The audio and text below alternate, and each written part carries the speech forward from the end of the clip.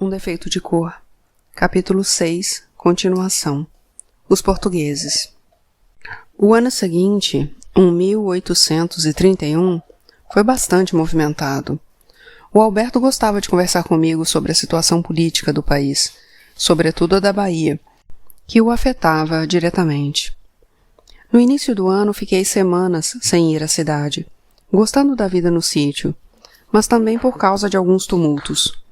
Continuei indo à padaria de vez em quando, sempre acompanhada do Sebastião ou do João Badu, deixando você e seu irmão com a Esméria. O Alberto disse que tinha desfeito a sociedade na hora certa, porque quase todos os comerciantes portugueses estavam enfrentando grandes dificuldades. Principalmente na Cidade Baixa, onde bandos de mulatos e pretos forros desfilavam pelas ruas incitando uma verdadeira guerra contra eles, por causa da influência que eles ainda tinham no governo da província e do império. Nesses protestos, os pretos, crioulos e mulatos eram incentivados pelos comerciantes brasileiros que achavam que os portugueses estavam prejudicando os negócios deles. Gritavam que queriam o Brasil para os brasileiros e cometiam muitos atos de violência contra os portugueses, suas famílias e seus negócios. Nossa primeira providência foi mudar o nome da padaria de Saudades de Lisboa para Pão da Terra, na esperança de que não sofresse saques ou depredações.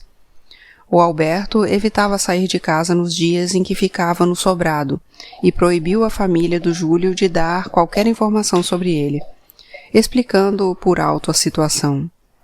Ele e os amigos portugueses se reuniam e trocavam notícias, pensando também em um modo de se defenderem, porque não gostariam de ir embora da Bahia, onde viviam felizes. Mas os mulatos e pretos queriam que todos os portugueses fossem expulsos do país.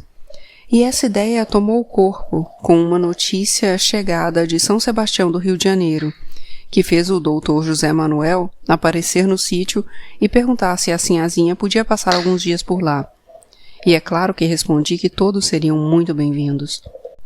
De fato, fecharam o solar e apareceram todos, o doutor José Manuel, a sinhazinha, a Carolina, a Mariana e 4 criadas, sendo que na cidade tinham ficado apenas 2 criados encarregados de tomar conta da casa. O doutor José Manuel receava o que podia acontecer à família se descobrissem que o pai dele já tinha sido bastante influente na corte antes de se mudar definitivamente para Portugal, quando das desordens pela independência. Ficaram conosco por 5 meses, tempo de muita conversa entre mim e a sinhazinha e entre os 2 homens, que se encontravam em situações semelhantes, embora nenhum deles estivesse envolvido com política. O imperador Dom Pedro I enfrentava grande oposição na Assembleia, na imprensa e nas ruas. Diziam que, depois da morte do pai, ele se preocupava muito mais com os problemas da sucessão no trono de Portugal do que com os problemas do Brasil. No início do ano, ele tinha feito uma viagem à província de Minas Gerais, onde falou muito mal de todas as pessoas que eram contra a permanência dele à frente do governo. Quando estava voltando à corte, os patrícios o esperavam com uma passeata de boas-vindas, mas, para o azar dele, suas palavras duras tinham chegado na frente, levando o povo a tomar conta da passeata de recepção, em uma verdadeira luta travada a golpes de garrafas entre brasileiros e portugueses. Quando o povo da Bahia ficou sabendo disso, também quis demonstrar seu descontentamento, e quase todas as tropas baianas se reuniam no Forte do Barbalho e exigiram a deposição do comandante de armas da província, um português, e a demissão de todos os oficiais nascidos em Portugal. Foi nesse dia que o Dr. José Manuel apareceu no sítio pedindo abrigo, e 3 dias depois já havia mais de 8.000 pessoas reunidas em torno do forte, a maioria mulatos e pretos. Tentando acabar com a confusão, o comandante de armas mandou convocar as tropas que ainda permaneciam fiéis, mas já não havia nenhuma, e ele foi obrigado a entregar o cargo a um brasileiro, o Visconde de Pirajá, e fugir para uma das fragatas portuguesas que estavam ancoradas no porto. Em muitas outras fragatas, naus, e alguns navios militares já estavam abrigados centenas de portugueses, com medo do que poderia acontecer. Os que permaneceram na terra trataram de se esconder, pois estavam sendo caçados pelos rebeldes, muito bem armados depois do saque ao forte. Muitos portugueses foram mortos e tiveram seus corpos mutilados e exibidos em praça pública, o que alimentou ainda mais os sentimentos de ódio e vingança de toda a população. O Alberto e o Dr. José Manuel, e, por consequência todos nós, estávamos cada vez mais preocupados com o futuro incerto nas terras da Bahia, que ficou ainda pior quando o presidente da província alegou estar doente e pediu licença do cargo. A situação fugiu ao controle e os revoltosos exigiram a expulsão de todos os portugueses que não tivessem esposa ou filhos brasileiros. Nesse aspecto, o Dr. José Manuel não tinha o que temer, pois a sinhazinha era brasileira e eles ainda tinham as 2 filhas. Mas eu era africana e, para poder ficar, o Alberto teria que admitir que tinha um filho com uma preta, registrar você e tudo mais. Isso, com certeza, não era o que ele pretendia. Com a assinatura do acordo de extradição, as comemorações tomaram as ruas e tudo ficou em paz durante alguns dias. Mas os portugueses, mesmo os casados, continuaram a bordo dos navios ancorados no porto, não confiando nas garantias oferecidas pelo governo quanto à permanência e à segurança deles. Melhor para eles, pois logo em seguida uma notícia correu à cidade como um raio, a de que um importante comerciante brasileiro tinha sido assassinado por um português. Os brasileiros rodaram a Cidade Baixa com o morto ensanguentado estendido sobre um sofá, dando início a mais um mata-maroto. Muitas rebeliões mata-maroto já haviam ocorrido nos períodos que antecederam a independência do Brasil e a da Bahia. Aos gritos de "Os marotos mataram um brasileiro! Morram marotos!" Milhares de pessoas seguiram o cortejo e mataram todos os marotos. Marotos, foi assim que foram apelidados os portugueses, que encontraram pelo caminho, arrombando suas casas, invadindo suas vendas e seus armazéns, não poupando nem mesmo os empregados brasileiros, deixando móveis e mercadorias destruídos e jogados no meio das ruas, inclusive alguns corpos sem vida. Os revoltosos estavam muito bem armados e mal intencionados, e não apenas os portugueses corriam perigo, mas todos os brancos. Aproveitaram a confusão para se vingar dos desafetos, ficando quase senhores absolutos das ruas. Soldados de outras províncias foram enviados para ajudar a conter a ira, mas sem muito sucesso, pois a situação só começou a acalmar algum tempo depois, e sozinha, quando já não havia mais o que destruir, e pouco a pouco os principais líderes foram presos e enviados para julgamento na corte. As opiniões. Foi nesse breve período de calmaria que ficamos sabendo de boa parte dos acontecimentos, com notícias que foram chegando por intermédio de uma ou outra pessoa com as quais tivemos contato. O Alberto e o Dr. José Manuel, acompanhados do Fatumbi, do João Badu e do Sebastião, foram até a padaria e viram que estava tudo em ordem, funcionando, mas não como antes, tendo de fechar as portas ao menor sinal de agitação. Foram também ao solar da Sinhazinha, ao sobrado do Alberto e ao escritório do Dr. José Manuel. Voltaram cheios de notícias e nos tranquilizaram, contando que a parte alta da cidade não tinha sido muito afetada, embora na parte baixa as coisas tenham sido muito mais graves do que imaginávamos.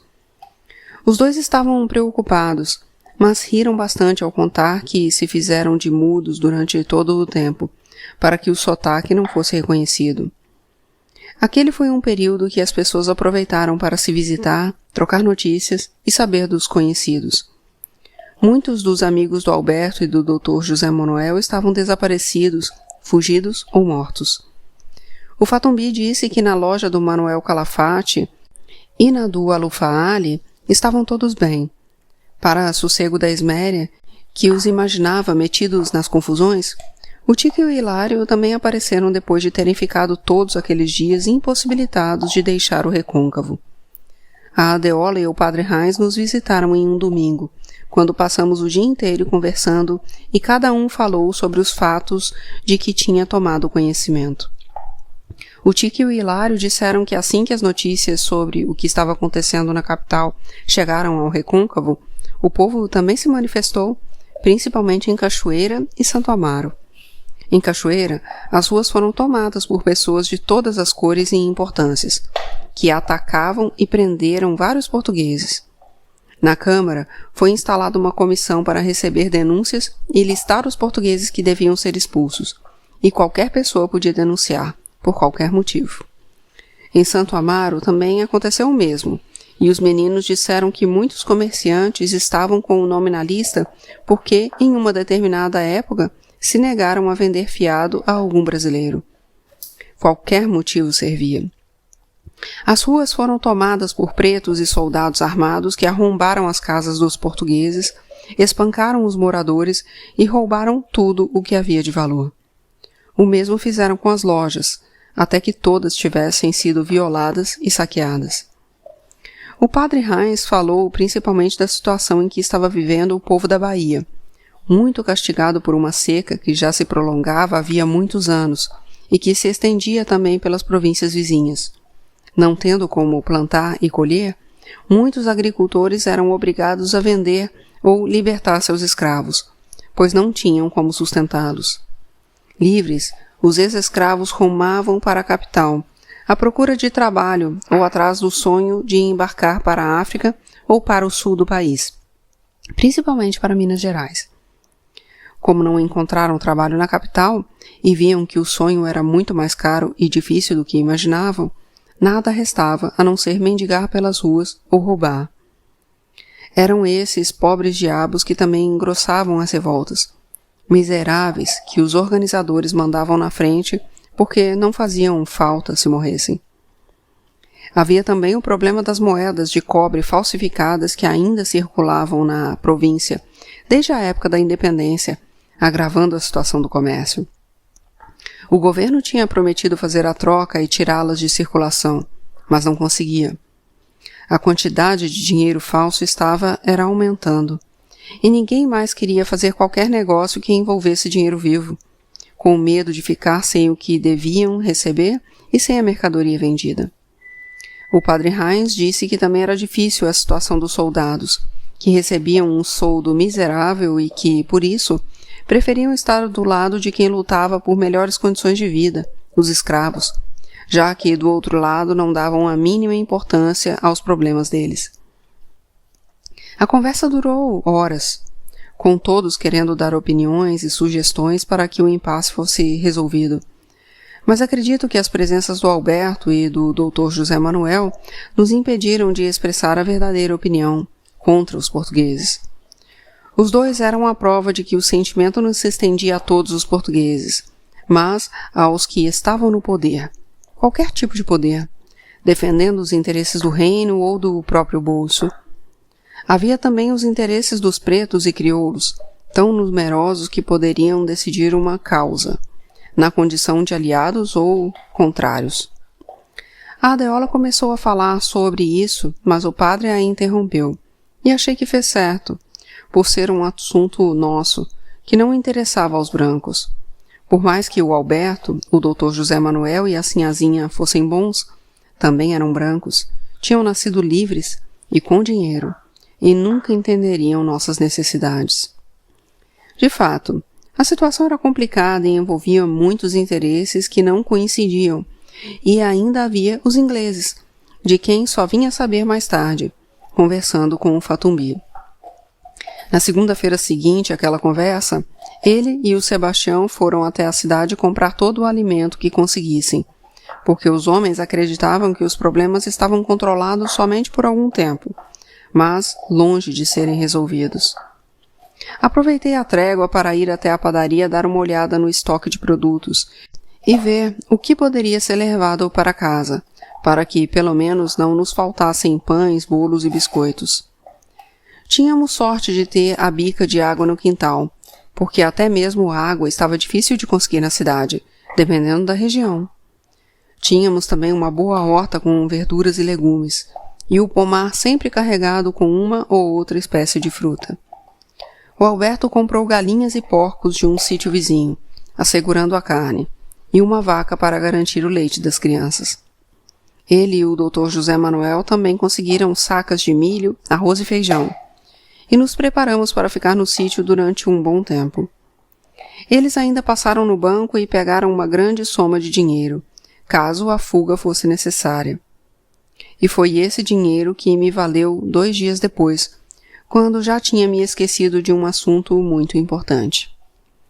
O João Badu avisou que havia um homem estranho rondando o sítio. E logo pensei que fosse ladrão, ou alguém querendo pouso e um prato de comida. Pedi a ele que ficasse atento e que, quando visse a pessoa novamente, e se ela estivesse sozinha, era para perguntar o que queria. Foi o que ele fez, e o homem queria falar comigo, pois tinha um recado da Adeola. Pedi que o João Badu mantivesse segredo e o levasse para me encontrar no casebre, o que servia de esconderijo.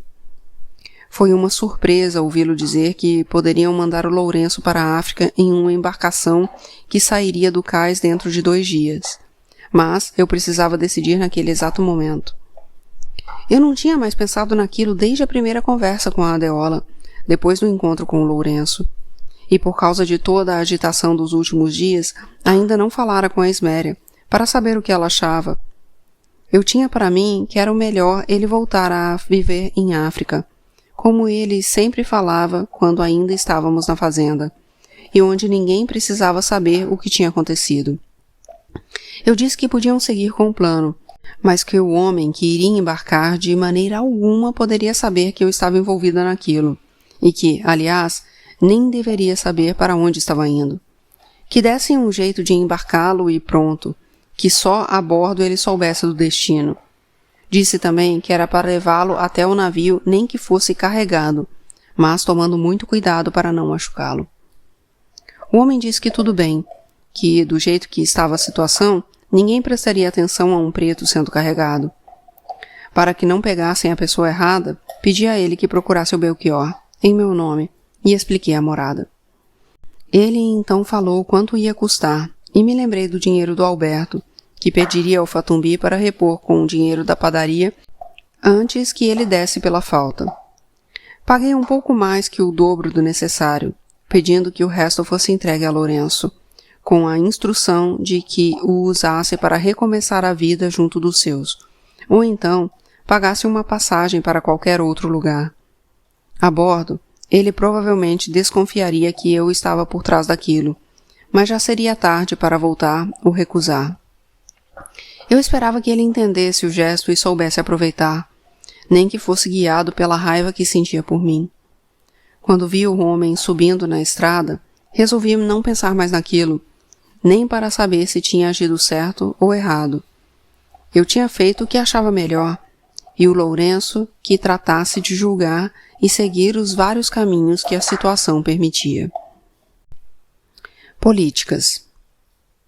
Era bom ter a companhia da sinhazinha Maria Clara, pois nos dávamos bem, e ainda havia a Maria e você, com a diferença de apenas 1 mês de idade, o que nos unia ainda mais, sob os mesmos cuidados.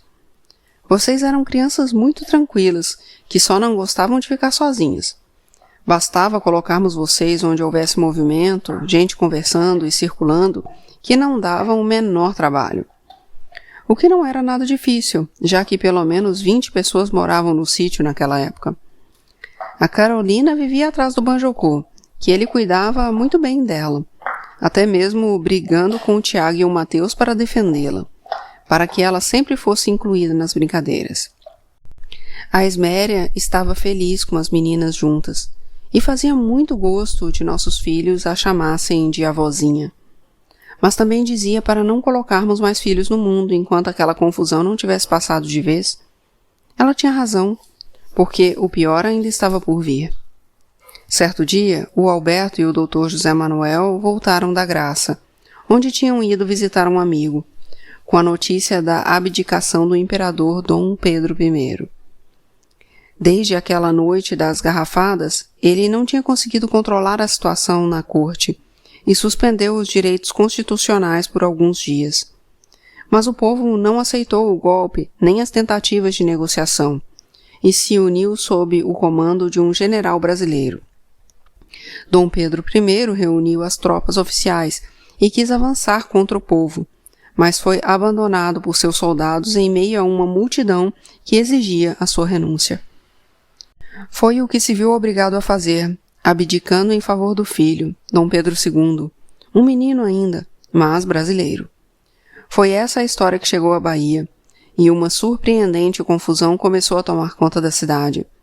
Toda a população saiu às ruas para comemorar o que se achava ser o fim da influência portuguesa no Brasil e, por consequência, na província. Do sítio, ouvimos as salvas de canhões dos fortes e nas naus de guerra ancoradas na Bahia. No meio de toda aquela alegria, o povo deixou de sentir raiva e ciúmes dos portugueses. Tomou todos os barcos disponíveis e foi até os navios convidá-los a voltarem às suas casas. Aquilo foi motivo de comemoração para todos nós, mas os homens alertaram que estavam achando tudo muito estranho, que alguma coisa ainda estava para acontecer, pois, a partir daquele momento, sem o imperador Dom Pedro I, é que a verdadeira guerra ia começar, a política. O Alberto e o Dr. José Manuel tinham razão quanto às confusões, pois, animados pela facilidade com que o querer do povo tinha prevalecido na corte, o Partido Federalista achou que era hora de tomar o poder na Bahia. Convocado por 3 homens, um chamado João Primo e outros 2 que já eram bastante conhecidos, o Barão de Taparica e o Cipriano Barata, o povo começou nova campanha. Os 3 tinham manifestado a intenção de, no poder, alforriar todos os escravos nascidos no Brasil e preparar o país para a alforria de todos os outros, os africanos, dentro de poucos anos. Eles distribuíram armas para a população e tentaram conseguir o apoio dos soldados, prometendo pagamento de melhores soldos e liberação de 3 dias de pilhagem. Quando o movimento começou a tomar força, novamente os portugueses tiveram que se refugiar nos navios. O presidente da província não demorou a intervir de maneira bastante dura, conseguindo prender os 3 organizadores e mandá-los a julgamento na corte. Mas a ideia das rebeliões federalistas estava semeada, principalmente entre os militares descontentes com o soldo, e a paz não durou muito tempo.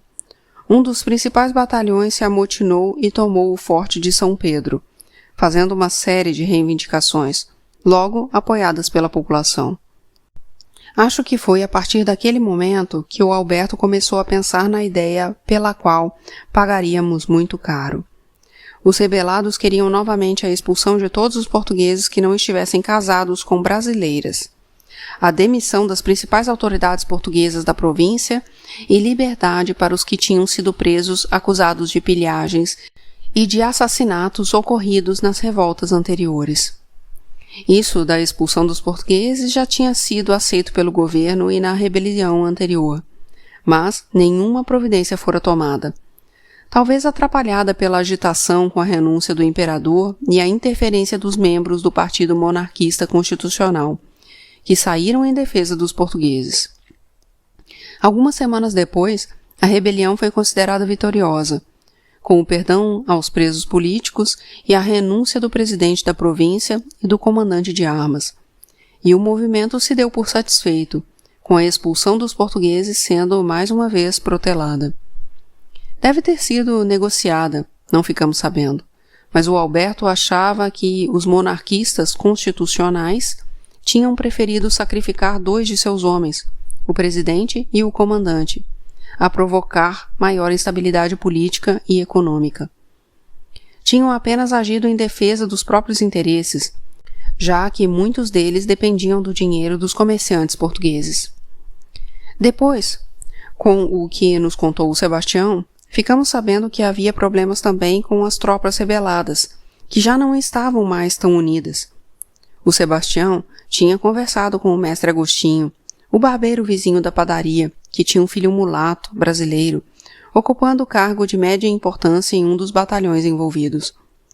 O mestre Agostinho estava doente de preocupação, com medo de que alguma coisa acontecesse ao filho, que era uma das 2 únicas coisas valiosas que tinha na vida, fruto do amor com uma preta que tinha morrido havia alguns anos. O mestre tinha outro filho, estudante de medicina, sobre o qual falarei mais tarde.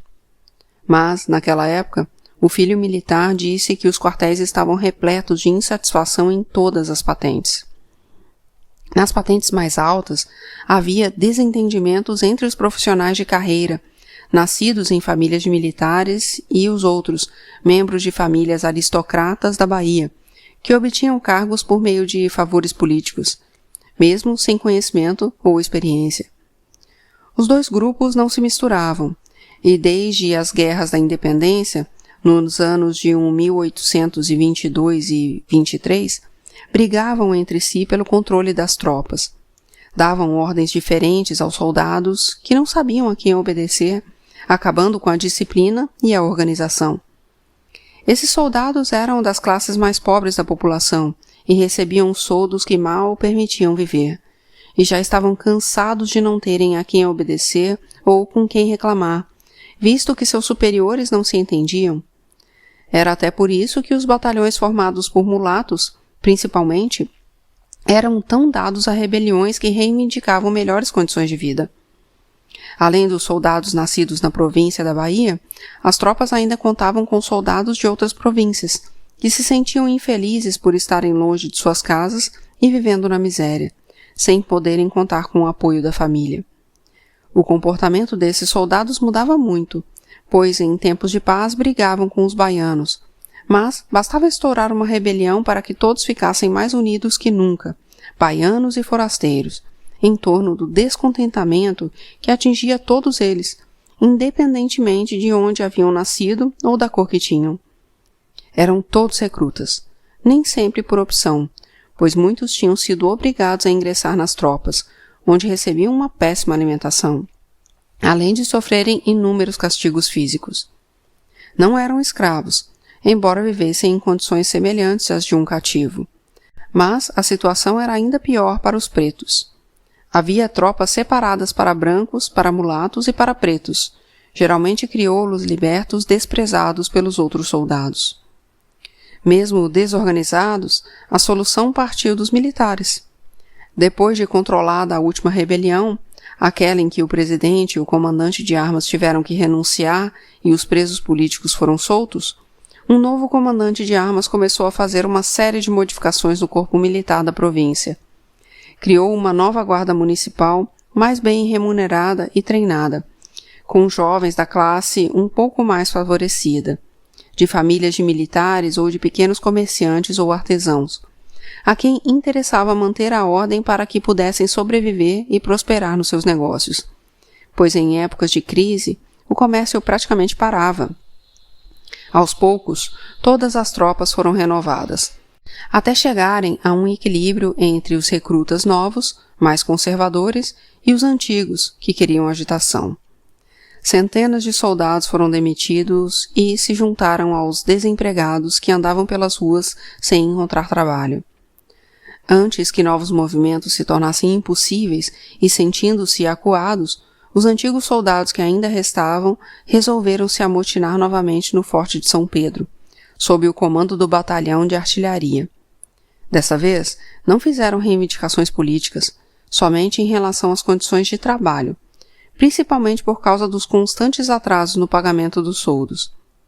Foi aí que os senhores de engenho quiseram interferir, oferecendo ao comandante de armas uma tropa de 1.000 homens, que acabaria de uma vez por todas com as desordens. Mas o comandante preferiu resolver à sua maneira, pagando os soldos atrasados e dispensando os rebeldes. Sentindo-se ofendidos pela recusa, os senhores de engenho foram reclamar com o presidente da província, mas acabaram convencidos de que a situação tinha sido resolvida a contento e com inteligência, pois a força nem sempre é a mais indicada das soluções. E foi assim que tudo permaneceu em relativa paz, pelo menos nos 2 ou 3 anos seguintes. Para dizer a verdade, eu não sabia de que lado Alberto estava, pois, com o correr dos acontecimentos, ele parecia a favor de um ou de outro. Dizia que queria apenas viver no país que tinha escolhido, e nisso eu acreditava. Desculpe eu me alongar tanto nessas rebeliões, mas não podia deixar de falar sobre um assunto que ocupou as nossas conversas no sítio durante quase 1 ano e meio, e que também foram fundamentais para uma decisão do seu pai que afetou nossas vidas para sempre.